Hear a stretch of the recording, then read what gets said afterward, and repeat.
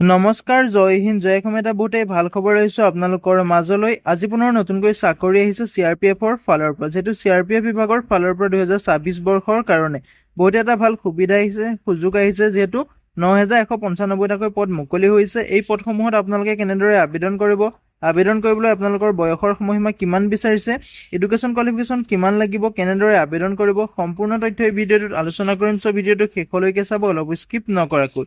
যদিহে ভিডিঅ'টো চাই ভাল পায় এটা লাইক কৰিব, আৰু মোৰ চেনেলটোলৈ যদি প্ৰথমবাৰ কাৰণে আহিছে তেনেহ'লে চেনেলটো ছাবস্ক্ৰাইব কৰি কাষতে থকা বেল আইকনটো অন কৰিবলৈ নাপাহৰিব। লগতে ভিডিঅ' ডেছক্ৰিপশ্যনত মই হোৱাটছআপ চেনেল আৰু টেলিগ্ৰাম চেনেলৰ লিংক দিছোঁ, তাতো আপোনালোকে জইন হৈ ল'ব, যাতে প্ৰতিদিনে জবৰ আপডেটসমূহ সকলোতকৈ আগতীয়াকৈ আমাৰ এই চেনেলৰ দ্বাৰা পাই থাকিব পাৰে। যিহেতু ইয়াতে দেখিবলৈ পাইছে CRPF কনষ্টেবল নিউ ৰিক্ৰুটমেণ্ট 2026, যিহেতু CRPF কনষ্টেবলৰ কাৰণে 2026 বৰ্ষৰ কাৰণে 9195টাকৈ পদ মুকলি কৰি দিয়া হৈছে। এই পদসমূহত আবেদন কৰিবলৈ আপোনালোকৰ বয়সৰ সময়সীমা কিমান লাগিব, এডুকেশ্যন কোৱালিফিকেশ্যন কিমান বিচাৰিছে, সম্পূৰ্ণ তথ্য ভিডিঅ'টোত আলোচনা কৰিম। চ' ভিডিঅ'টো শেষলৈকে চাব, অলপ স্কিপ নকৰাকৈ।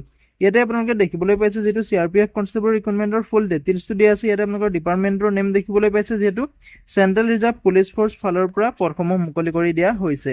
পদৰ নাম হৈছে টেকনিকেল আৰু ট্ৰেডমেন্স। ইয়াতে টোটেল পদ আপোনালোকে 9195টাকৈ অধিক পদ দেখিবলৈ পাব।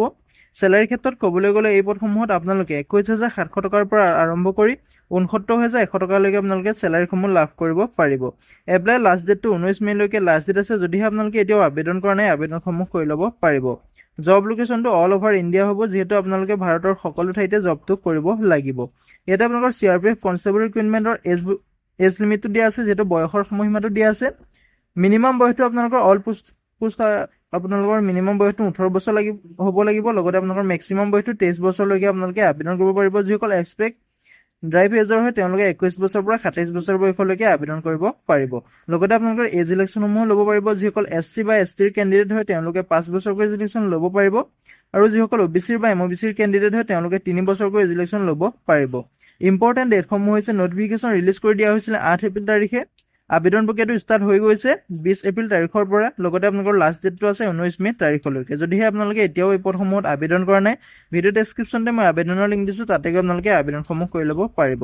CRPF কনষ্টেবল ৰিক্ৰুটমেণ্টৰ আপোনালোকৰ কোৱালিফিকেশ্যন ইয়াতে দিয়া আছে। টোটেল পোষ্ট যিহেতু 9195টাৰ পদৰ কাৰণে আবেদন প্ৰক্ৰিয়াটো চলি আছে। কনষ্টেবল পদৰ কাৰণে আবেদন প্ৰক্ৰিয়াটো চলি আছে। যদিহে আপোনালোকে আবেদন কৰিব বিচাৰে, ভিডিঅ' ডেছক্ৰিপশ্যনতে মই আবেদনৰ লিংক দিছোঁ, তাতে গৈ আপোনালোকে আবেদনসমূহ কৰি ল'ব পাৰিব। ইয়াতে আপোনাৰ কোৱালিফিকেশ্যন 10 পাছ, লগতে ITI ডিপ্ল'মা বিচাৰিছে। যদিহে আপুনি মিনিমাম 10 পাছ কৰি থৈছে, তেতিয়াও আপোনালোকে পদসমূহত আবেদন কৰিব পাৰিব। যদি আপোনাৰ ITI আছে, তেতিয়া আপোনালোকে পদসমূহত আবেদন কৰিব পাৰিব।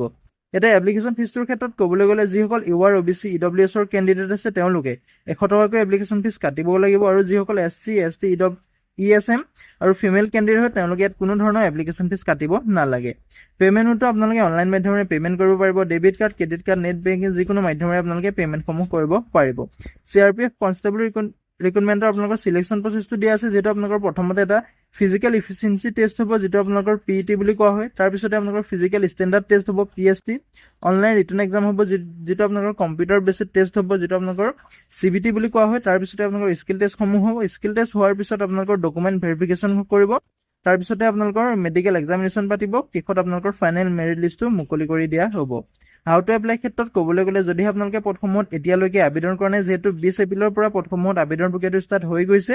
লাষ্ট ডেটটো আপোনালোকৰ 19 মে'লৈকে লাষ্ট ডেট আছে। যদিহে আপোনালোকে আবেদন কৰিব বিচাৰে, ভিডিঅ' ডেছক্ৰিপশ্যনতে মই আবেদনৰ লিংক দিছোঁ, তাতে গৈ আপোনালোকে আবেদনসমূহ কৰি ল'ব পাৰিব। আজিলৈ ভিডিঅ'টো ইমানেই আছিলে। যদিহে ভিডিঅ'টো চাই ভাল পালে এটা লাইক কৰিব, আৰু মোৰ চেনেলটোলৈ যদি প্ৰথমবাৰ কাৰণে আহিছে তেনেহ'লে চেনেলটো ছাবস্ক্ৰাইব কৰি কাষতে থকা বেল আইকনটো অন কৰিবলৈ নাপাহৰিব, যাতে প্ৰতিদিনে জবৰ আপডেটসমূহ সকলোতকৈ আগতীয়াকৈ পাই থাকিব পাৰে।